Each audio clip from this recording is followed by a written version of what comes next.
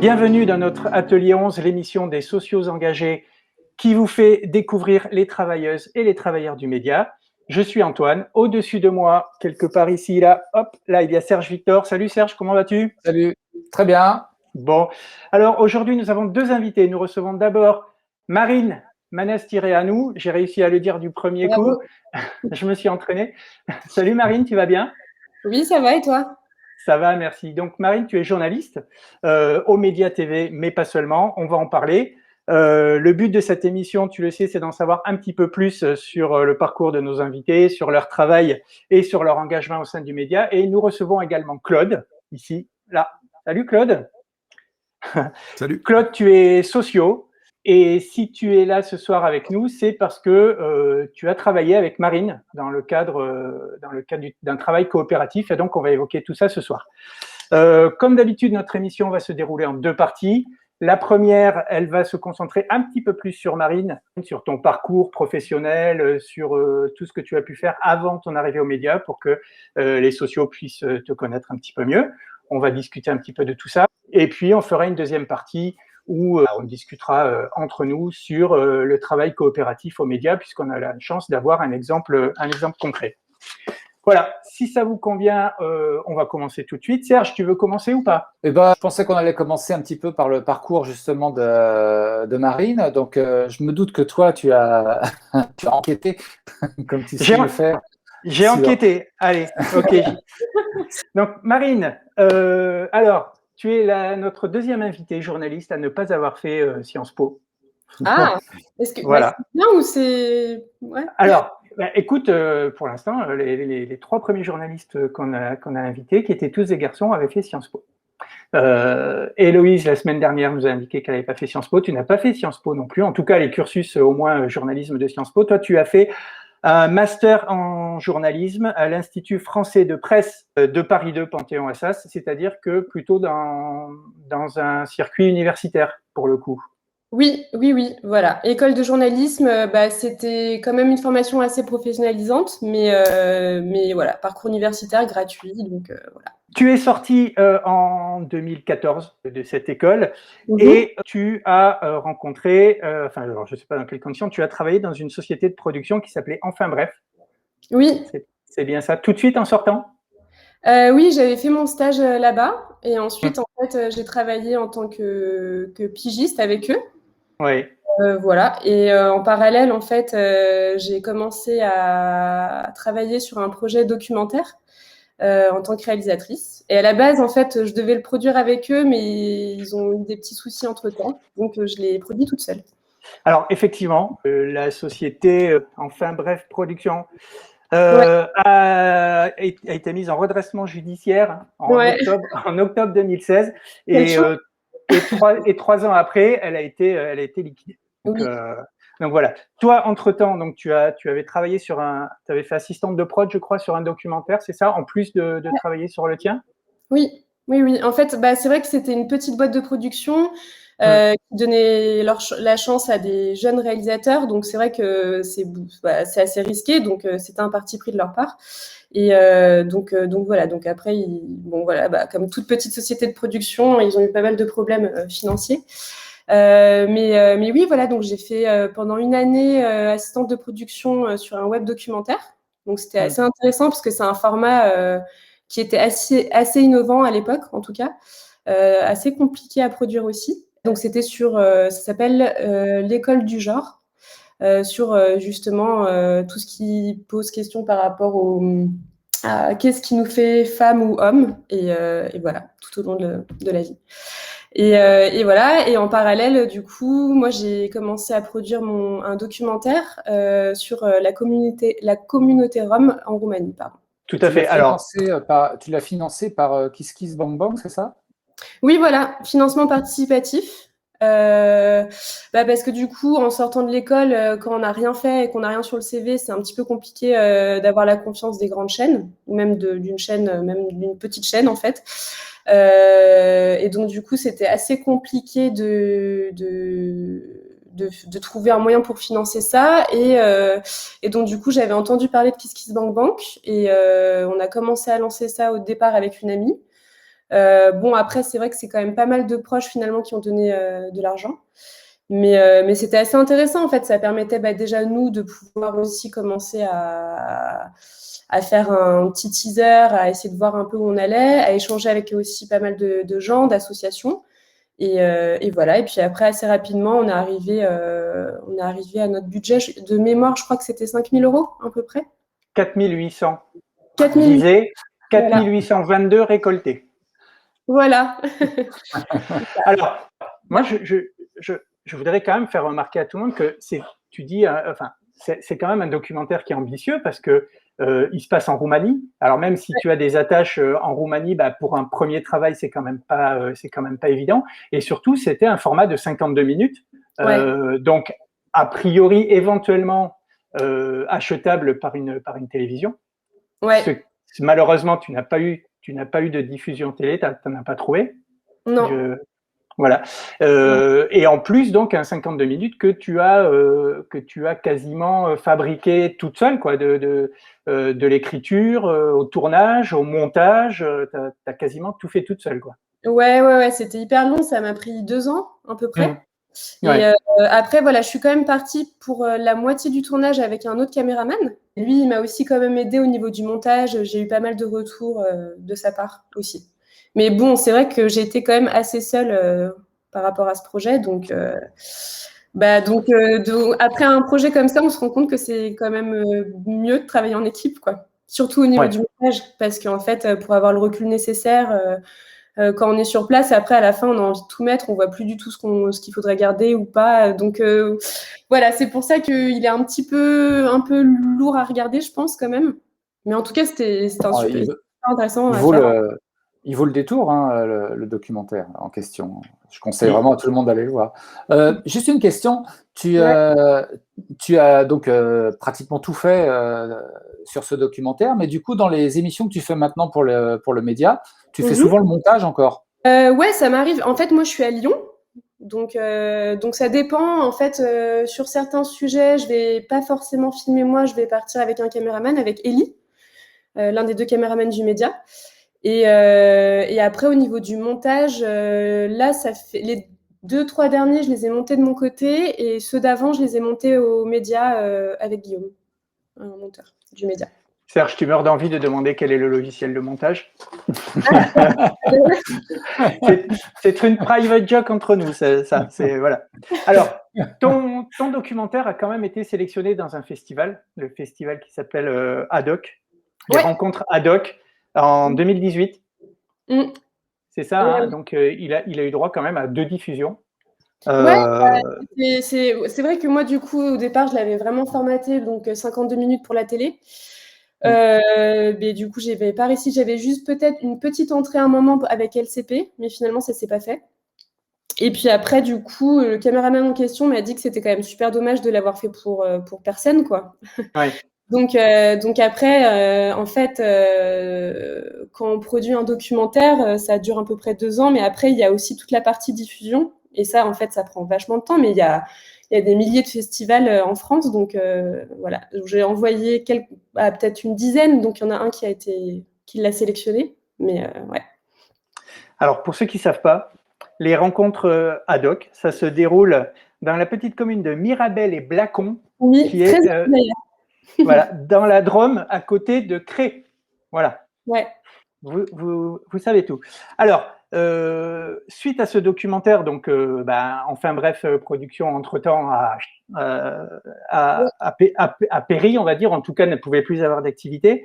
Et toi, tu as commencé à travailler pour la chaîne de TV locale Lyon Capital TV. Oui, je faisais des piges un petit peu pour eux, ouais, exactement. C'est ça. C'est fou, parce que je me rappelle plus très bien, mais ouais. Tu travaillais a priori pour une émission qui s'appelait L'Autre Direct, qui était diffusée déjà sur le web, si je ne m'abuse, et tu faisais des petits reportages, des petits trucs comme ça pour eux, quoi. C'est ça? Ouais, exactement. Plus en tant que caméraman réalisatrice, quoi. Ouais. Oui, parce que dans ta formation de journaliste, tu es journaliste reporter d'image. Donc, tu sais filmer, tu sais cadrer, tu sais utiliser du matériel. Tu n'es pas une journaliste classique issue de la presse écrite, par exemple, du rédactionnel, quoi, pas seulement. Ok, alors ensuite, 2016, début 2016, tu fais un truc assez énorme. Tu pars travailler en Chine. Ouais. Qu'est-ce qui t'a incité à partir en Chine? Tu as travaillé presque 1 an et demi à Shanghai puis à Pékin.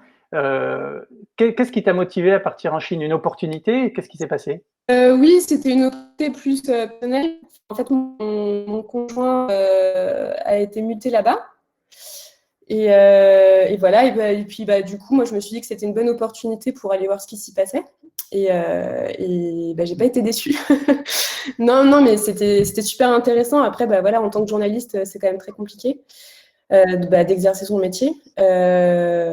Mais j'ai pu y faire des super rencontres et ça a été vraiment très enrichissant. Puis j'ai pu travailler pour pas mal là pour le coup, de grands médias, parce que forcément, quand on part à l'étranger dans un pays où il n'y a pas beaucoup de journalistes, du coup, c'est quand même plus facile de pouvoir avoir des contacts avec des médias dits traditionnels, quoi. Donc voilà. Ouais, alors effectivement, quand tu dis grands médias, c'est TF1, France 2, Arte, M6, AFP-TV aussi.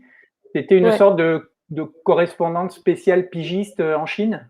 Ouais, voilà. Ouais. J'étais pigiste, pigiste caméraman plus. Et cette aventure a duré 3 ans. Ouais, c'est ça. Et du coup, tu rentres en France à peu près quoi, en février, mars 2019. Et là, tu commences à travailler aux médias. Oui, j'ai fait ma première pige avant le confinement. Ouais. Le premier confinement. Et du coup, non, là, c'était vraiment top et tout ça. Après, le problème, c'est qu'on a tous été confinés, donc ça s'est un peu mis au ralenti. Et après, j'ai recommencé à piger pour le média, plus à partir de l'été dernier, de manière un peu plus régulière. Ouais, voilà. Serge? Est-ce que tu avais rencontré Philippot en Chine?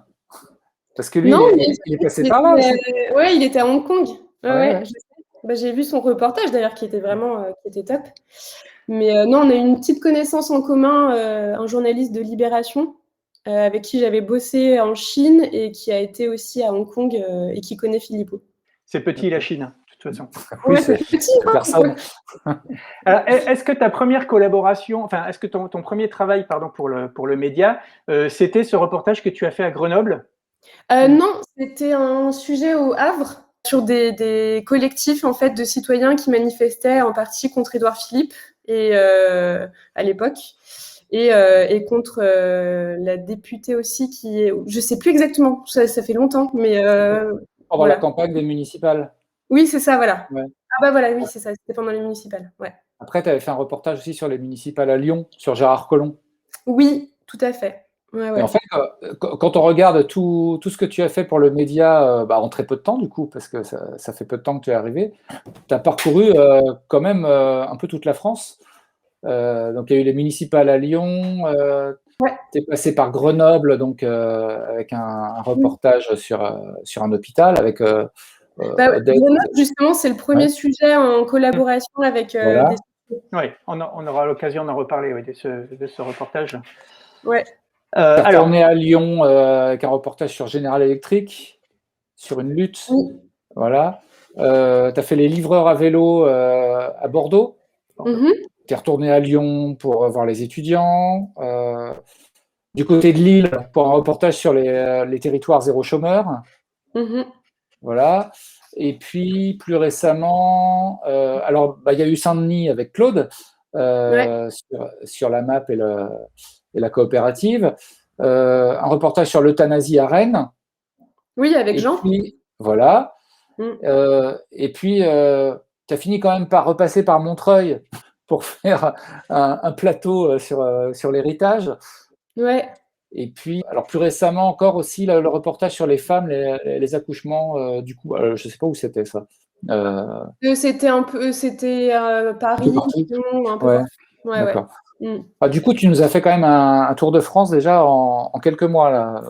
Ouais, je pense que c'était aussi l'objectif, notamment là avec les reportages en collaboration avec les sociaux, c'est justement de pas rester trop, que à Paris et de pouvoir un peu voir ce qui se passe partout en France. Je pense que c'est important.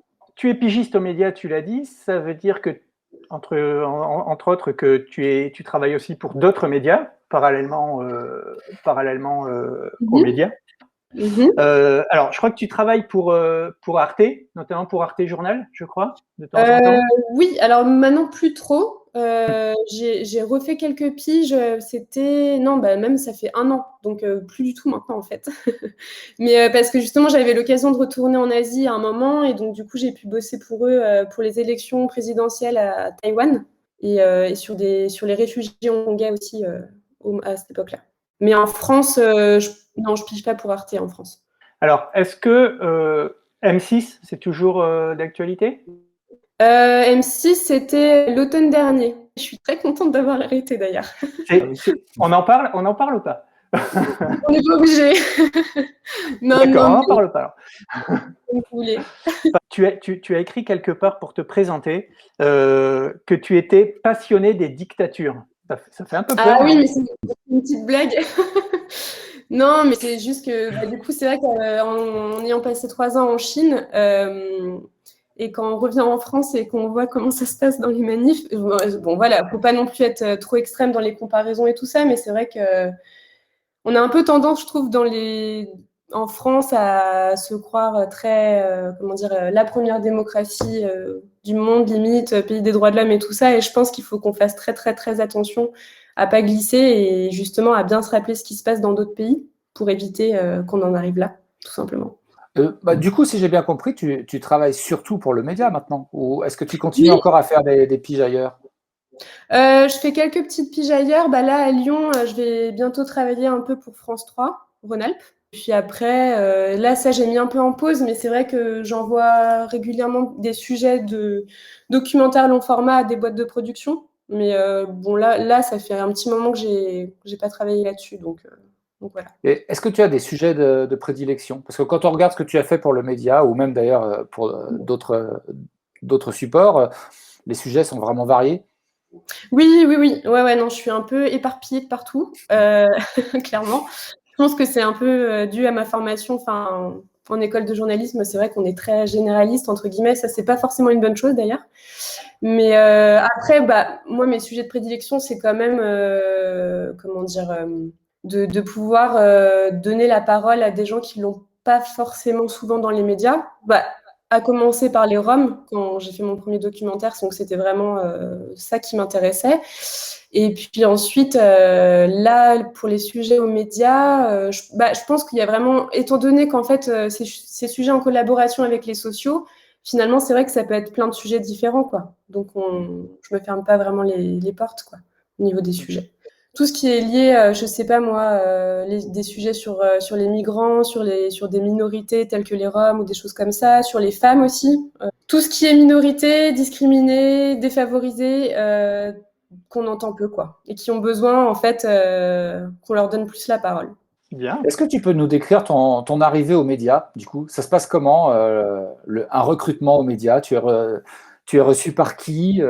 Moi, j'imagine que c'est Théophile Kouamouo qui peut-être Ouais. t'a recruté. Enfin, voilà, comment ça se passe, l'arrivée d'une nouvelle journaliste aux médias? Il y a un entretien, il y a, vous discutez Non, t'as présenté un CV, non? Non, il n'y avait pas eu d'entretien. Moi, j'avais envoyé mon CV à Théophile. Ouais. Et donc, du coup, c'est lui qui m'avait contacté pour la première pige au Havre. Donc voilà, comme une sorte d'essai, je pense. Et puis ensuite, après, c'était particulier vu que c'est pile tombé l'année du Covid, quoi. Mais non, après, ce qui s'est passé, c'est assez informel en fait. Après, du coup, je suis arrivée à la rédaction, j'ai échangé avec les journalistes. Et puis voilà, assez vite, en fait, on propose des sujets et puis soit ça prend, soit ça prend pas. Ça s'est fait de manière assez naturelle, quoi. Il n'y a pas eu d'entretien d'embauche ou de choses comme ça. D'accord. Est-ce que, alors, tu es pigiste, tu l'as dit. Est-ce que c'est un choix? Est-ce que tu souhaites rester pigiste? Est-ce que tu es ouvert à des propositions d'embauche à plein temps? Et comment ça se passe pour toi en tant que pigiste aux médias? C'est-à-dire que on pourrait se dire que dans certaines rédactions, les pigistes, ce sont un petit peu des journalistes, pas de seconde zone, mais qui sont pas tout à fait de la maison, etc. Est-ce qu'il y a cette ambiance aussi aux médias? Est-ce que c'est différent? Ça fait beaucoup de questions dans une seule question. Non, mais du coup, je pense qu'en tant que pigiste aux médias, non, il y a pas je ne ressens pas tellement de différence. On assiste aux conférences de rédaction comme les journalistes permanents. Après, moi, au niveau de mon statut, c'est vrai que je suis assez contente d'être pigiste parce que être pigiste, c'est forcément la liberté, tout ça. Mais en tout cas, depuis que je travaille aux médias en tant que pigiste, c'est vrai que je me dis que d'être salarié, ça me dérangerait pas aux médias. En tout cas, j'ai l'impression qu'en tant que journaliste aux médias, on est quand même assez libre de nos sujets, de la façon dont on les traite. Et du coup, ça, c'est hyper agréable. Donc, en fait, travailler à plein temps aux médias, pourquoi pas, quoi. Au contraire, ça serait top. Parce que c'est le média. Parce que c'est le média, voilà, exactement. Avant de travailler aux médias, j'étais très bien en tant que pigiste. Et comment tu as entendu parler du média? Parce que on en a parlé un petit peu dans la presse, mais pas forcément pour ces recrutements et tout ça, quoi. Qu'est-ce qui t'a donné envie, toi, déjà, comment tu as découvert le média et qu'est-ce qui t'a donné envie de postuler? Moi, je ne connaissais pas le média au tout départ. En fait, j'étais en Chine à ce moment-là, je pense, quand le média s'est monté. Donc, j'étais plus trop connectée à l'actu française, tout ça, donc voilà. Mais j'en ai entendu parler. J'ai commencé à regarder, en fait, un peu par hasard, je pense. J'ai des amis autour de moi qui regardaient, donc voilà. Et donc, j'ai dû recommencer à regarder peut-être en janvier 2019, quelque chose comme ça. Et j'avoue qu'au départ, moi, ce qui m'avait attirée, c'était Denis Robert.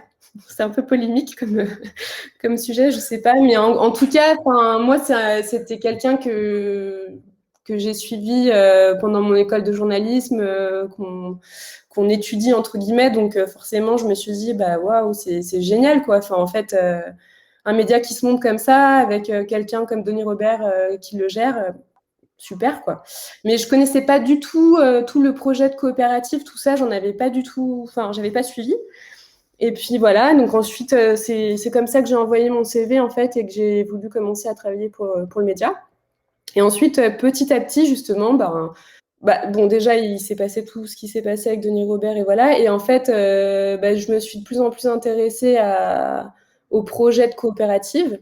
Et en fait, j'ai trouvé ça génial, quoi. Enfin, je me suis dit, mais en fait, finalement, c'est un peu la clé, je pense, pour essayer de repenser notre manière de faire du journalisme, de le financer d'abord, et puis même après dans la construction, quoi, des sujets, dans le choix des sujets, des angles, tout ça. Donc du voilà. coup, tu es devenu sociétaire toi-même?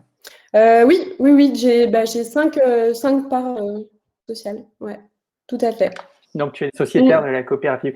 Maintenant, on va parler donc un peu plus précisément du travail que Marine a pu faire avec les sociaux et avec Claude donc en particulier. Donc, on enchaînera après sur la relation justement entre les sociaux et les salariés du média au sein de cette coopérative un peu particulière qui est enfin née. Ça y est, hein, on a attendu 3 ans, mais ça y est, c'est fait. Depuis le 1er mai, le média est officiellement une SCIC, donc une société coopérative d'intérêt collectif. Et du coup, on va pouvoir faire le lien avec l'expérience de Claude, qui, lui, est aussi dans une coopérative d'un type un peu particulier, donc une coopérative alimentaire, hein, c'est ça, une épicerie, enfin plusieurs épiceries, et puis une AMAP. Voilà. Donc, si je me souviens bien, c'est toi, Claude, qui étais intervenu d'abord sur le forum du média pour parler de cette expérience et pour demander si ça pouvait intéresser des journalistes du média. Et c'est là qu'une autre socio a interpellé Marine qui est venue. Il a fallu 6 heures. Hein. Il a fallu à peine 6 heures entre le message de Claude et la réponse de Marine qui a dit il faut qu'on se contacte. Et en plus, moi, je ne suis pas spécialement féru du forum.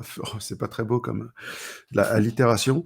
Mais voilà, j'étais allé un peu au moment où, justement, il était question il y avait eu une première émission sur le passage à la coopérative du média. Donc, j'avais été hyper intéressé par ça. Et ça m'a donné envie de poster quelque chose, de parler de ça, de me dire, tiens, c'est marrant, la question de la coopérative se pose aux médias. Moi, je suis en train de vivre des moments un peu forts pour moi, en fait, aussi, parce que comment dire, c'est aussi des moments de remise en cause et des moments de réflexion, etc., et de découverte. Et quelque part, ouais, je titillais un peu le truc parce que j'avais envie aussi de comprendre quelle était la part d'horizontalité dans ce travail de coopérative par rapport à un modèle que moi j'étais en train de vivre au quotidien. C'est pour ça que je voulais en parler. Du coup, j'ai posté ça sur le forum. Et puis effectivement, ça a été relayé. Et des gens qui disaient, ah, mais ça, c'est un sujet pour Marine, etc. Donc, Marine a été taguée 12 fois et elle est revenue vers moi. Voilà, quoi. Et Marine, toi, du coup, tu as tout de suite accroché à ce sujet. Ah bah ouais, je me suis dit que c'était vraiment parfait. Enfin, justement, étant donné qu'aux médias, on est en train de monter ce statut de coopérative et tout ça, enfin, à ce moment-là, c'était le cas. Je pense que c'était assez logique finalement de aller voir un peu comment ça se passe ailleurs, d'autres modèles coopératifs. Et en plus de ça, je pense que Claude va en parler, mais c'est vrai que là, c'est assez particulier, quoi. C'est carrément autogéré. Donc, je pense qu'aux médias, on n'en est pas là. Mais du coup, c'est une expérience hyper intéressante, quoi. Ça pose plein de questions au niveau politique, au niveau de la taille critique aussi, je pense, jusqu'à où ça peut fonctionner. Mais en tout cas, ça fait des années que ça existe. Et puis là, ils en sont. Enfin, je sais plus, Claude, il y a 3 coopératives maintenant. Ouais, il y a 3 épiceries, quoi, coopératives. 3 épiceries, ouais. Donc, et une 4e, je crois, qui va s'ouvrir bientôt. Ça, c'est pas pour l'instant, mais c'est vrai qu'on est en train d'atteindre un peu des seuils critiques, effectivement. Ouais. Le sujet est évoqué d'ailleurs dans le reportage. Hein. Il y a une personne qui dit qu'au-delà de, je ne sais même pas si c'est pas dans le commentaire, au-delà d'un certain nombre, ça ne peut plus fonctionner de façon aussi efficace et il faut peut-être splitter pour refaire la même activité, la faire démarrer ailleurs. Ouais, alors il y a un truc qui est intéressant. Moi, j'étais en train de relire un truc. Comment s'appelle cet ouvrage qui s'appelle Sapiens d'un paléontologue, ethnologue, sociologue, qui raconte un peu l'histoire d'Homo sapiens et de l'évolution, et à quel moment on se regroupe au-delà de la tribu, hein, au-delà des visages qu'on reconnaît et de cette façon de fonctionner. Et c'est le moment où on commence à pouvoir inventer des fictions, en fait, en gros, et s'inventer des récits. Qui soient religieux ou donc par exemple en gros la monnaie, quoi. La monnaie, c'est une forme de récit qu'on se raconte, quoi. C'est une forme de foi, de saut de foi qu'on fait, et ça se rapproche un petit peu de ce truc-là, je trouve. C'est intéressant de se dire que en fait pour passer à un collectif humain plus large, il faut passer à des sortes de fictions. Et c'est pas anodin que ça se passe dans un milieu libertaire, qu'on se refuse des fictions. Voilà, on se dit, bon, non, en fait, on va en rester à 250, et puis s'il faut aller au-delà, on va monter un autre collectif à côté, quoi. C'est pas grave. Alors, il y a une personne, je crois, qui s'appelle Jean-Claude, qui doit gérer l'association, qui explique qu'il n'y a pas d'AG, qu'il n'y a pas de président, qu'il n'y a pas de vote, que c'est la liberté totale, mais que la liberté engendre la responsabilité. Donc là, vraiment, chaque personne est mise au service du collectif et est responsable du collectif. Et toi, tu dis une phrase qui peut paraître un petit peu assez inattendue dans le contexte du média où on cherche à s'organiser, à avoir des choses bien carrées, des choses comme ça. Tu dis on a l'habitude qu'on te dise toujours ce que tu as à faire. Tu t'attends à ce qu'il y ait des pancartes qui te disent par où aller. Ici, c'est toujours démerde-toi. Tu regardes et tu fais. Ouais. Alors, longue discussion. Ça ouvre un énorme truc là. Mais c'est un peu la question à la fois de la structuration, disons, le rapport à la démocratie aussi. Et je crois qu'en fait, il n'y a pas de transposition forcément possible à faire entre une société de production d'informations, comme l'est le média, et une AMAP coopérative qui est déjà issue d'un projet politique au départ. Donc, en fait, au départ, l'AMAP Coop, tout ça, c'est un collectif humain qui s'est dessiné autour d'une réflexion, née d'une université populaire très libertaire, sur une réflexion sur le pouvoir. Donc, déjà, en fait, le fait que ça prenne une forme, disons, alimentaire, autour de l'alimentation, c'est un cas particulier possible parmi d'autres, quoi. C'est une expérimentation d'une réflexion autour du pouvoir et qui prend cette forme-là. Donc, quelque part, voilà. Est-ce que le média, par exemple, en tant que structure capable de fournir une information dans un monde moderne, peut se passer de certaines formes de spécialisation, par exemple? Nous, tout le monde est généraliste, tout le monde peut tout faire, par exemple. C'est pourquoi on se refuse, par exemple, voilà, un truc trop tech au niveau Internet, au niveau du fonctionnement. On est tout sur papier. Enfin, c'est que ce qui est possible à faire immédiatement ensemble en tant que petit collectif. Donc voilà, c'est peut-être pas transposable aux médias, mais c'est un modèle de fonctionnement qui est intéressant à observer, quoi, je trouve, en tout cas. Après, il y a la question de la démocratie, qui dans le monde libertaire est parfois un peu assimilable à un gros mot. Et on a envie de considérer que la démocratie, c'est une forme d'horizontalité. Mais au fond, tous ces grands lieux de discussion, grands lieux de débat que sont les assemblées générales, les fonctionnements un peu associatifs comme ça, sont aussi des endroits de prise de pouvoir par l'aisance orale, par, je sais pas, la préparation, la technicisation du discours, etc. Et au fond, ce qui est intéressant là, c'est qu'on élimine tout ça et pour moi, c'est une découverte, hein, c'est vraiment c'est difficile pour moi. Je viens pas du tout de cette construction intellectuelle-là, disons, hein. Mais je découvre et je vois que ça marche dans ce contexte-là. Et c'est l'idée de dire, en fait, chacun, on se retrouve à 2-3 à faire une permanence, on va prendre telle décision, et on sait qu'on va, en fait, simplement engager notre responsabilité face à un collectif. Et et plus on laisse de la place à ça, plus on prend des responsabilités. Et la grosse problématique pour nous, c'est plutôt des gens qui prennent trop de responsabilités et du coup qui empêchent d'autres gens de prendre des responsabilités. Et donc on fonctionne un petit peu plus par la pénurie, c'est-à-dire ça, on fait quoi? Je sais pas, t'as envie de faire quoi? C'est plus ça en fait, que de dire fais ça, puisque moi je sais. Donc toute cette démarche-là, c'est un apprentissage. Pour moi, c'est un apprentissage. Ça va apprendre à lâcher du terrain et à faire confiance à l'humain et à se dire que ça va fonctionner, quoi. Oui, c'est ça le truc. Ça veut dire qu'il faut accepter que ceux qui seront de permanence la fois prochaine vont peut-être prendre des décisions que toi, tu n'aurais jamais prises ou que tu aurais prises de façon différente et accepter. Exactement. Ça n'empêche pas la discussion. Ça n'empêche pas la discussion, hein. Enfin, on a d'énormes discussions. En fait, en gros, ce collectif-là, il est basé sur une liste de diffusion Internet avec une seule adresse, je crois qu'il y a en gros entre 800 et 1000 personnes qui reçoivent ça. Et rien que la discussion sur « Ah oui, mais est-ce qu'on ne peut pas faire des listes différentes sur les sujets parce qu'on reçoit beaucoup trop de mails ?» Rien que cette discussion-là, elle est fascinante. Pour moi, au fond, le projet, c'est peut-être même cette liste-là, cette liste unique. Et le fait que, voilà, un peu comme on se retrouve avec le bruit, le chahut des uns et des autres, et voilà, et des fois ça sent mauvais et ça fait du bruit, comme aurait dit Chirac à une époque. Mais c'est ça l'humain, voilà. Alors, Marine, pour en revenir un petit peu au travail que tu peux faire avec Claude et d'autres personnes, tu disais dans la première partie de l'émission qu'en fait, ce qui t'avait attiré aux médias, ou plutôt, il y a une chose qui ne t'avait pas spécifiquement attiré aux médias au départ, c'était le côté collaboratif. Et pourtant, tu es la personne maintenant à laquelle on pense automatiquement dès qu'on pense travail collaboratif avec des sociaux. On peut rappeler donc que tu as fait au moins 3 ou 4 reportages avec des sociaux. Le premier d'ailleurs, donc c'était celui dont on a un petit peu parlé avec Odette et Nicolas. Voilà, donc c'était sur un hôpital mutualiste de Grenoble. Est-ce que tu savais que tu allais déjà faire d'autres travaux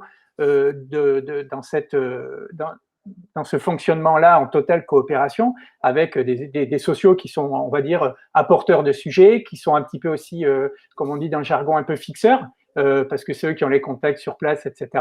Est-ce que tu savais que c'était une première et qu'il y allait en avoir d'autres derrière, ou est-ce que c'est venu plus tard? Parce que je te demande ça parce que dans la première émission, le nom d'émission générique à contre-courant n'existe pas, il est arrivé plus tard. Ah oui, oui, oui.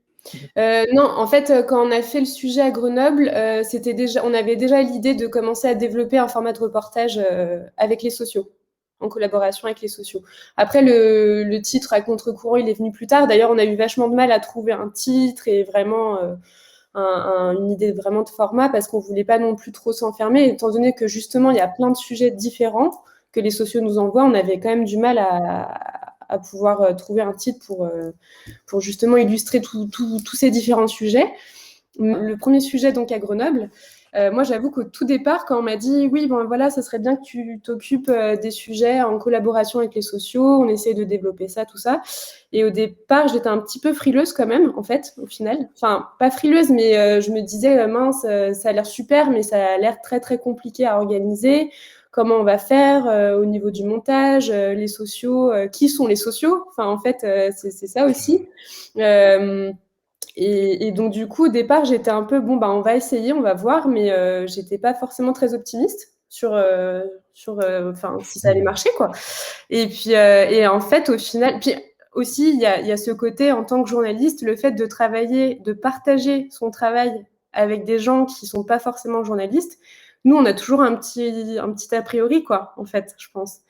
Et au final, donc le premier sujet là à Grenoble, bah, ça s'est super bien passé en fait. Enfin, ça a été vraiment hyper intéressant. Donc au départ, j'étais plutôt en contact avec Nicolas, qui lui était vraiment comme oui mon fixeur quoi. Et ensuite avec Odette dans un deuxième temps.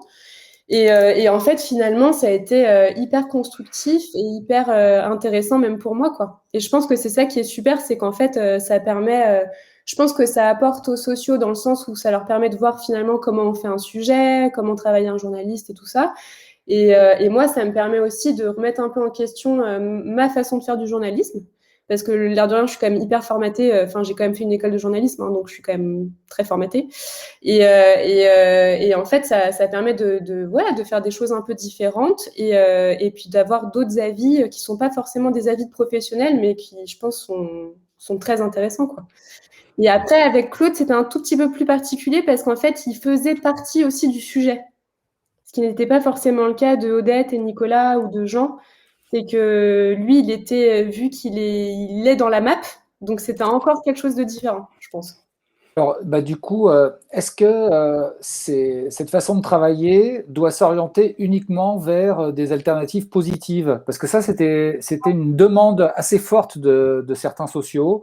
Ouais. C'est même presque théorisé par certains qui voudraient que le média mette plus en avant des expériences positives. Est-ce que c'est une sorte de cahier des charges ou est-ce que tu es entièrement libre à ce sujet et si quelqu'un te fait appel à toi pour traiter d'un sujet, bah, pour le coup, je sais pas moi, d'une défaite dans une lutte sociale, d'un truc hyper plombant, mais qui a malgré tout une valeur humaine, qui est quand même intéressant, est-ce que tu t'interdis pas non plus d'y aller? C'est une conversation qu'on avait eue à ce sujet avec Philippot quand on avait interviewé Philippot et Théo, où Philippot, du coup, et puis aussi dans l'atelier du projet coopératif où on avait parlé un peu de ça, et Philippot, lui, disait non, ça peut pas être un a priori, en fait, c'est le sujet lui-même qui va permettre de développer éventuellement un angle positif, mais on part pas du principe qu'on va amener du positif, en fait, quoi. Qu'est-ce que tu Non, dis, toi? pas forcément. En fait, je pense qu'il y a deux manières de faire. Je pense que ça peut très bien être, en fait, je sais pas moi, un mouvement citoyen quelque part, un collectif, une manifestation. Ça peut être ça. C'est pas forcément. Je pense qu'il faut pas s'enfermer dans que des sujets sur des alternatives positives. Je pense que c'est assez. Enfin, ça serait dommage en fait. Après, je pense qu'il y a peut-être moyen de trouver des, comment dire, par exemple dénoncer, je sais pas, par exemple les fermetures des hôpitaux ou des lits ou des choses comme ça. Ça peut être une ouverture de sujet. Donc, je sais pas, moi, un collectif citoyen qui va manifester contre la fermeture d'un hôpital de proximité. Et en même temps, peut-être montrer que d'autres citoyens dans d'autres communes vont, je sais pas, se monter en coopérative et créer leur centre de santé, par exemple. Voir un peu qu'il y a peut-être d'autres solutions. Après, moi, je pense qu'il faut pas s'enfermer là-dedans. Faut pas que ça soit obligatoire non plus. Et après, à l'inverse, par contre, au niveau des alternatives positives, je pense que ce qui est important aussi, c'est de toujours bien aussi montrer les limites pour pas tomber dans quelque chose dans de la communication ou dans des choses comme ça, quoi. Ça, je pense que c'est hyper important. Là, par exemple, je suis en train de faire un sujet sur les monnaies locales. Je pense que c'est important de mettre en avant cette alternative positive, mais de montrer aussi les limites et de questionner, de toujours bien questionner, en fait, le sujet plus en profondeur, quoi. Bah, un peu comme le sujet finalement de la map, justement, savoir quelles sont les limites, le fait que ben ouais, c'est dans le 93, mais ça touche pas toutes les populations dans le 93. Enfin Ouais, voilà c'était quoi. bien évoqué ça, ouais, dans le reportage. Moi, j'avais eu des retours de camarades de Pantin chez moi, auprès de qui j'avais relayé justement la vidéo et qui me disaient ouais, mais c'est un truc pour les bourgeois, quoi. Les gens du quartier, Ouais. ils iront jamais. Bon, Bah, les questions se posent, hein. Enfin, il me semble que Claude vous en parlez quand même entre Ah, vous on de en ça. parle énormément, ouais. Et puis, c'est Ouais. pas la même chose. Ce qui est rigolo, c'est qu'en fonction des territoires et même des histoires de chaque endroit, entre la map et les différentes COP, c'est pas pareil du tout. Tu vois, il y a différentes COP qui ont différentes un peu, comment dire, cultures, quoi. Hein, et puis il y a des COP qui sont sont un peu plus pénétrés par le quartier, d'autres moins, etc. Moi, je voulais juste rebondir sur deux, trois trucs. Parce qu'effectivement, la question de la mixité et tout ça, par rapport à la responsabilité individuelle dans ce genre de coopérative-là, c'est intéressant. Qui a la force, qui en a la force aussi de cette responsabilité individuelle? C'est-à-dire, au fond, c'est quand même une éducation aussi. Tous ces trucs-là, c'est pas facile du tout de se dire, tiens, tout d'un coup, on est libre. Enfin, c'est pas quelque chose qu'on découvre par hasard. Faut être en confiance, faut se sentir accepté, etc. Avant quelque part de pouvoir se prendre en main soi-même et de se dire qu'on est une force de proposition, d'action, quoi, en fait, carrément. Et après, sur l'histoire de dans le média, cet équilibre entre de la proposition et de la critique, si je veux être un peu simpliste, quoi. Moi, je trouve ça en fait hyper important. Quelque part qu'il y a un travail sur du diagnostic en fait des problématiques parce que ça aide aussi à comprendre pourquoi certaines personnes trouvent telle et telle solution et après qu'est-ce que c'est qu'un média de gauche aussi, ça c'est vraiment un truc un peu délicat comme question parce qu'on sait toujours en fait, il y a un petit formatage auquel on n'échappe pas complètement. C'est-à-dire que quand on cherche du positif ou du négatif, la façon dont on présente un documentaire, un reportage ou quelque chose, on cherche quand même à taper à l'œil. Quelque part, on grille un peu nos principes parce qu'on veut quand même qu'il y ait un titre qui accroche. En fait, on cherche quand même à vendre. C'est-à-dire qu'on se glisse quand même malgré tout dans un système capitaliste vendeur parce qu'on veut des vues. Voilà. On n'échappe pas à un certain nombre de contradictions. Donc ça, dans cette histoire dans la communication. Donc on veut du positif. Est-ce qu'on veut du positif parce que c'est quelque chose qui va attraper un peu des vues? Est-ce qu'on veut du négatif qui tape à l'œil parce que pareil, ça va être partagé un peu à gauche à droite? Est-ce que aussi on cherche pas à sortir de ce truc de attention, la gauche, elle sait pas communiquer. Donc en gros, c'est toujours un peu vieillot quand on fait des trucs, quand on fait des manifs, on va faire du ska de gauche qui sonne pas, par exemple, une manif. Est-ce qu'on va avoir que des haut-parleurs qui hurlent et que c'est pas beau et machin? Est-ce qu'on sait faire autre chose que ça? Donc quelque part, voilà, on a peur d'être ringard et en même temps on se contredit quand on a la jolie patine du reportage bien foutu avec un beau montage.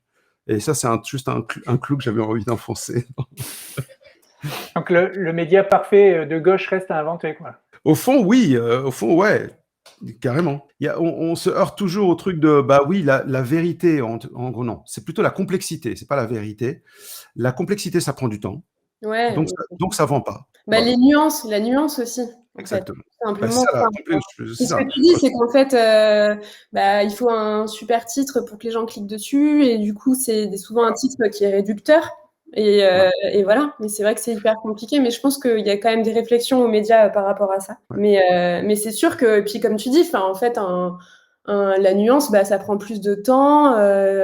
Les gens. C'est tout le principe des fake news, tu vois, c'est le machin que tu envoies qui dure, que tu t'arrives à passer en 2 secondes et qui après prend 3 semaines à démonter, quoi. Tu vois, parce que Ouais. c'est juste plus compliqué que ça. Serge, tu vas dire. C'est Quoi la fameuse loi de Brandolini, c'est ça? de Brandolini. Ouais. Ouais, Décrypter pardon, on vous le a coupé. bullshit. Alors, on est parti très très loin. Ah oui, forcément.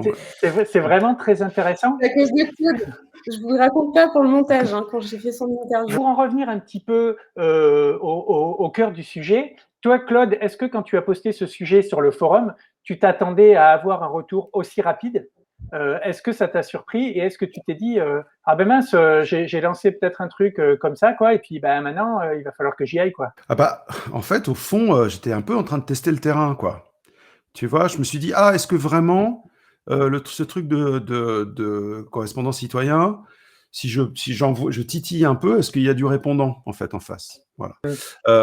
Effectivement, après d'autres problématiques se sont, tu vois, tout de suite j'étais pris par d'autres trucs de me dire, attends, mais je suis pas non plus représentant de ce collectif, qu'est-ce que je vais me fourrer là-dedans? Voilà, quelle est ma posture, ma position là-dedans?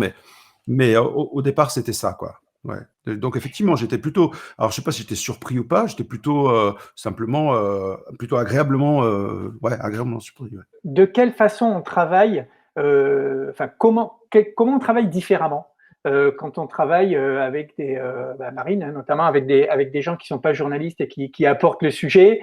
Est-ce qu'on fait attention? Est-ce qu'on se dit mince, je voudrais pas qu'on se fâche? Est-ce qu'on prend plus de gants? Est-ce que enfin tu vois, peut-être on a une tendance à retenir un peu son point de vue ou son angle.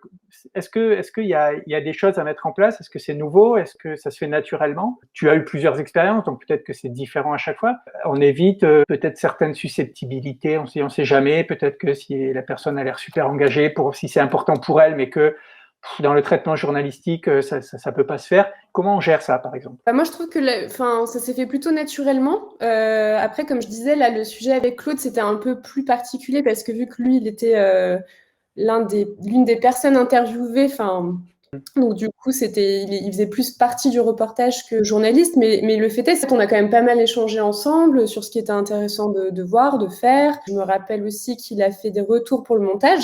Et après, non, franchement, même quand je repense au sujet sur l'euthanasie avec Jean ou même le sujet à Grenoble ou tout ça, moi, je prends pas trop de pincettes. Hein. Généralement, puis c'était pas forcément des sujets très polémiques. En fait, vu qu'il y a une sélection des sujets aussi en amont, ça permet de voir assez vite les choses.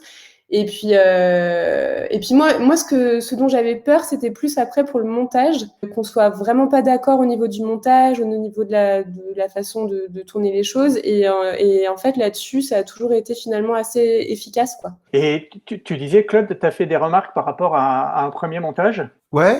Bon, après, on a, comment dire, moi je suis pas complètement éloigné de ce type de milieu non plus, quoi. Je suis dans le milieu artistique, donc tu vois, j'ai fait des teasers, j'ai monté des trucs moi-même, etc. Donc je vois bien les paramètres et les difficultés qu'elle peut rencontrer. Enfin, voilà. Moi, c'était beaucoup plus sur le message et sur mon propre positionnement là-dedans. C'était juste à faire attention à pas passer pour le porte-parole de la map et puis qu'il n'y ait pas de choses qui portent à incompréhension, c'est tout. Après, c'est son bébé, et c'est normal qu'elle le porte comme elle le veut, quoi.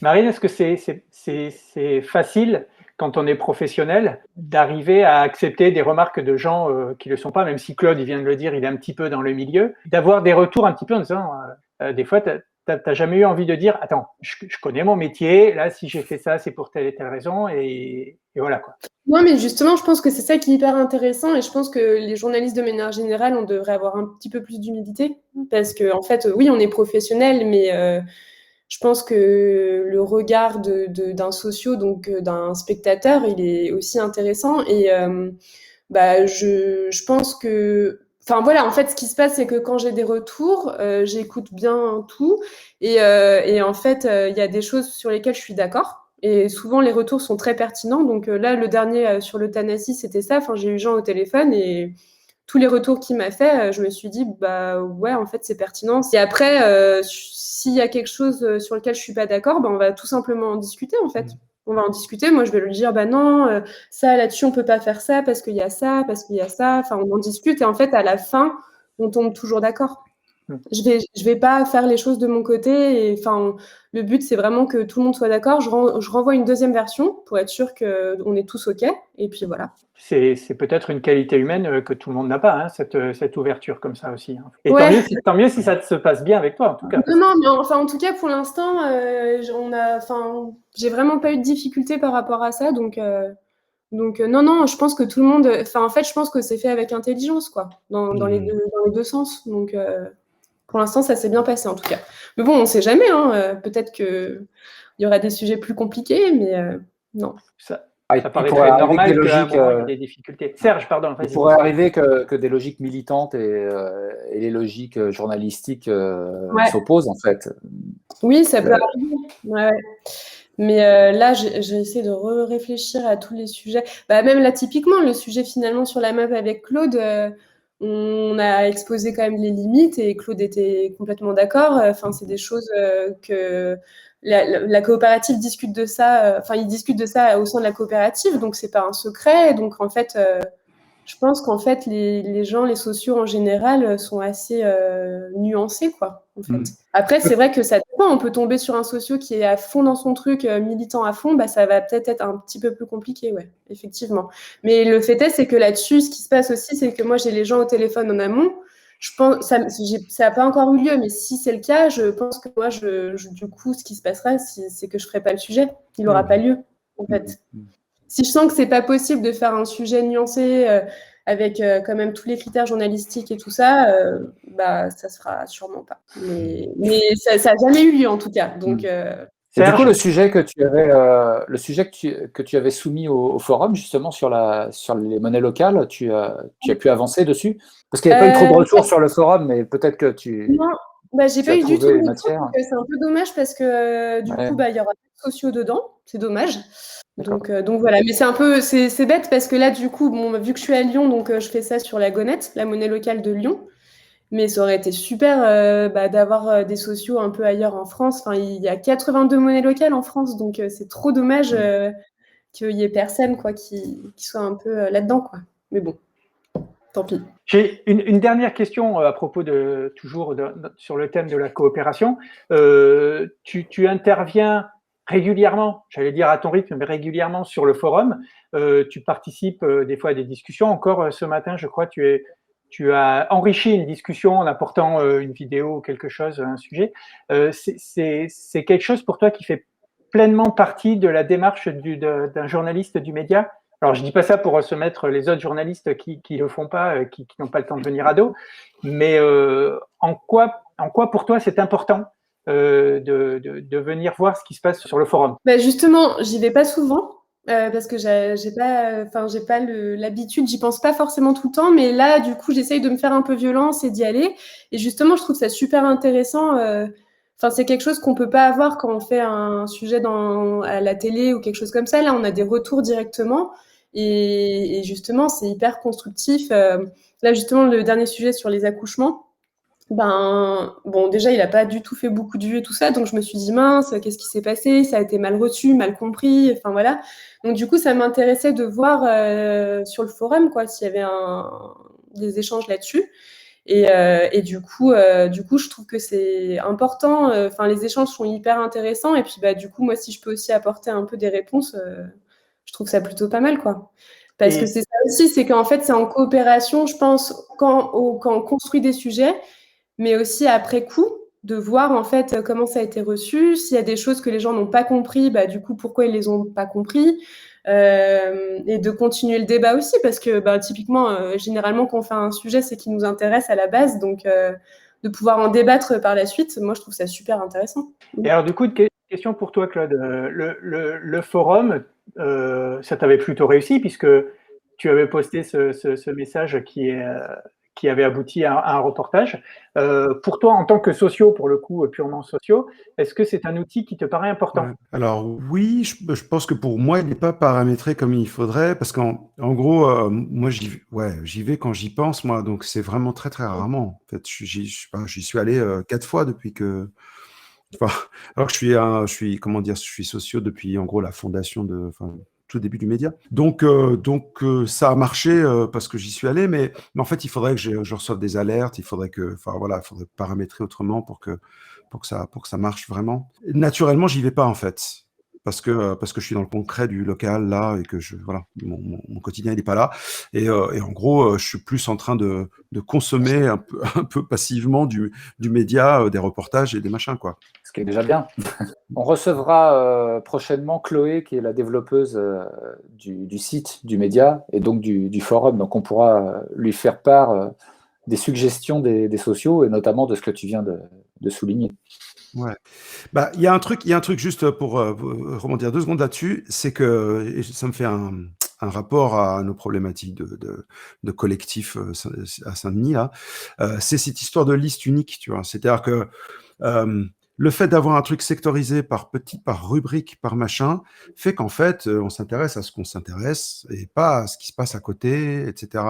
Et au fond, pour moi, un collectif, il faut qu'on s'intéresse à tout, en fait. À tout. C'est-à-dire que même si je suis juste, je sais pas, activiste dans tel domaine, il faut quand même que je reçoive les problématiques des journalistes. Faut que je sois au courant. Enfin, au fond, moi, j'ai envie de ça, de me dire que je suis pas juste en train soit de militer pour une information un peu plus, je sais pas moi, plus connectée avec le réel, mais simplement de me dire que je fais partie d'un collectif qui avance ensemble. Et ça, c'est pas évident à fabriquer. Et c'est plus compliqué, et c'est d'autant plus compliqué qu'on est plus nombreux, je pense. Bien sûr, bien sûr. Donc, je pense que c'est une belle réflexion pour terminer l'émission. Donc, alors, les sociaux et les spectateurs du média, ne pas avoir peur du nombre. On vient de voir les inconvénients que ça pouvait avoir, mais je pense qu'on a de la place pour grandir encore. Donc, on a besoin de plus d'abonnés, de plus de sociaux, justement pour pouvoir faire plus d'émissions, avoir plus de moyens et embaucher Marine en contrat à temps plein. Ouais. Et puis aussi, ne pas hésiter à m'envoyer des idées de sujets, surtout. Voilà. Sachant que malgré tout, le canal le plus simple pour communiquer avec l'équipe, pour l'instant, avec ses défauts, ça reste le forum des sociaux. Merci à vous deux. C'était vraiment une discussion super intéressante. Elles le sont toutes, mais là, ce soir, on est allé un petit peu sur des chemins qu'on n'a pas l'habitude de prendre. Et c'était vraiment très agréable. Je vous remercie vraiment tous les deux. On remercie Cory, sans qui rien ne pourrait advenir. Je vais vous rappeler évidemment que vous pouvez suivre les socios engagés et que vous pouvez suivre aussi le média sur l'ensemble des réseaux sociaux que vous avez l'habitude de fréquenter, que ce soit Twitter, Facebook, YouTube, Instagram. Pour le média, il y a pas mal maintenant de contenu. Il y a même eu des émissions qui étaient spécialement faites sur Instagram. En tant que socio engagé, on a aussi une présence et le média aussi maintenant sur Mastodon. Donc, dernière chose à vous rappeler, c'est que vous pouvez devenir abonné sociétaire de la Société coopérative du média à partir de 5 € par mois. Ça permet de produire un contenu médiatique de qualité et si vous vous mobilisez bien, ça permettrait peut-être d'embaucher Marine à temps plein. Mais déjà, de financer des reportages, non, mais c'est gênant quand même. On fait toujours alors, on y croit, Marine, allez, on y croit. Voilà. Je dirais ça, vraiment la pauvre fille qui n'a pas de travail, quoi. Puis, s'il vous plaît.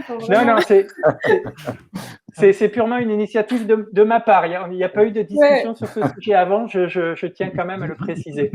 Mais déjà, juste de financer des reportages et les déplacements et tout ça, qu'on ne soit pas que à Paris. Déjà, ça sera bien. Et de l'investigation aussi. Et de l'investigation surtout aussi, ouais, exactement. Voilà. Parce que et des documentaires. Et des documentaires aussi, voilà. Je pense qu'aussi bien les sociaux que les journalistes et les techniciens ont beaucoup d'ambition, et qui dit beaucoup d'ambition dit davantage de moyens. On n'y échappera pas. Voilà. Merci à tous. Il est temps de lancer le générique de fin avec la musique de La solitude de l'homme de bar. N'hésitez pas à l'écouter un petit peu. On va la laisser tourner quelques minutes. Au revoir. Merci. Au revoir.